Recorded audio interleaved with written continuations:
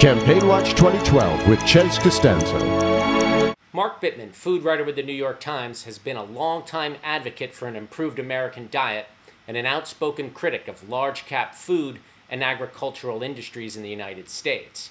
In a recent opinion article in the New York Times, Bittman has expanded his argument, and he's put the finger on lifestyle diseases and the cost of their care as being major drivers of the federal budget deficit. In particular, Bittman has cited type 2 diabetes, and in a nutshell, Bittman maintains type 2 diabetes treatment will cost us $500 billion a year in 2020.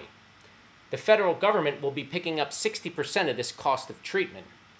Type 2 diabetes is a lifestyle disease that is almost entirely preventable, and that tens of billions of dollars spent in prevention now could potentially save hundreds of billions of dollars in treatment in years down the road.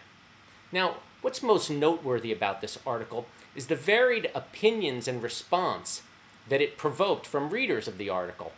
And for policymakers, it shows how difficult it's going to be to gain political consensus so really anything can be done about our spiraling medical costs, especially in relations to Medicaid and Medicare. Here are some of those responses. This is America, where obese people blame the ag industry for making them fat and then turn around and blame Big Pharma for selling them the drugs to treat their self-inflicted diseases. Meanwhile, the rest of us wonder if the tax dollars we sacrifice to those irresponsible with their health will be there when we need them.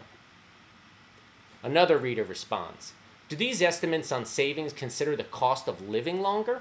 Suppose all the folks who have preventable diseases start living right and extend their lifespans by 20 or 30 years. Will there really be any savings at all? Or will there be different conditions, such as joint replacement and eye surgeries, that will eat up the extra Medicare dollars? And my favorite is this last one. Think of the ramifications. We will force people to make healthier choices, maybe even prohibit fatties from entering a fast food restaurant under penalty of law. We get to scrap a deeply flawed healthcare bill because we won't need it anymore, and our cultural elites get to boss us around. Everybody wins. Campaign Watch 2012 with Ches Costanzo.